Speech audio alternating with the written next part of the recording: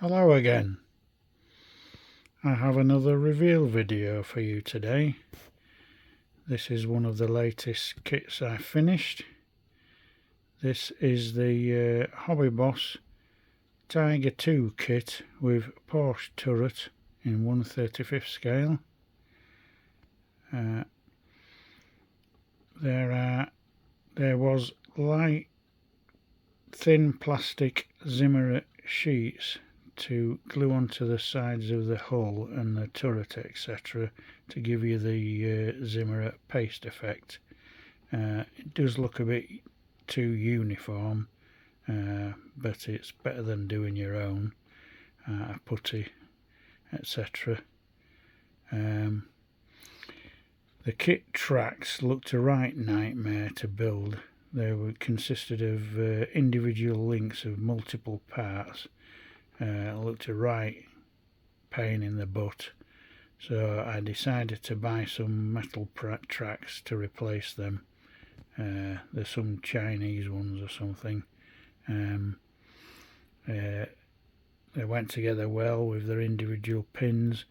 The only thing was I had to swap the drive sprockets to the 9 spoke versions that luckily were included in the kit. They look a lot better than the kit tracks, etc.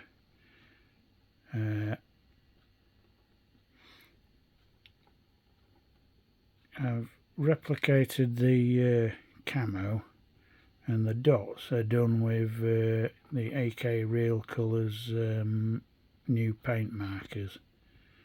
Not really impressed with these new paint markers. The nibs easily deform out of shape, and some of the colours are miles off the correct colour, especially the red brown and the brown colour in the Tools paint pen set that I got.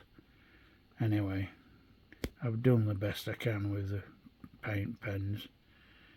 The figures are from this Hobbyboss paint set, figure set, German Panzer Crew Normandy 1944, so they're just generic. A couple of the figures don't really go with this tank. The ones I've placed standing next to it.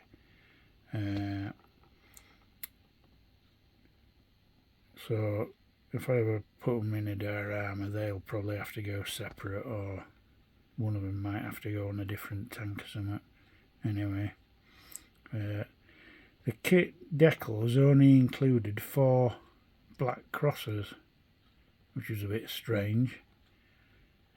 So I went out and bought a separate decal sheet, which is this one here. Stargate Decals 35C1095. Unfortunately, that decal sheet is for Henschel Turret Tiger 2s, so I decided just to make my own numbers up. So it's a total fake tank. The number 213 is actually part of my email address, which is quite funny. And then I've just put a couple of badges, unit badges on the turret, and then the black crosses on. I've done minimal weathering. I've just rusted up the tracks, done some the red brown chipping. I've done a light dust coat of very thin dark yellow colour over it to tone down the camo. And then I've just done some weathering pigments rubbed all over it just to make it a bit dusty. If I ever put it in a diorama or whatever, I might do some mud effects on it at a later date, but apart from that, I'm going to leave it as it is.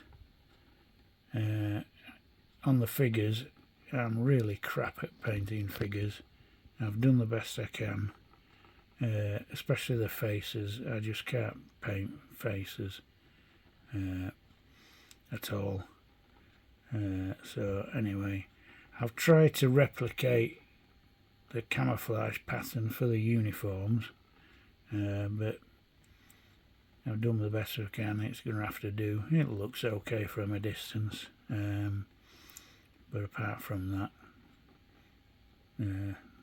that's about the limit of my skills for figure painting.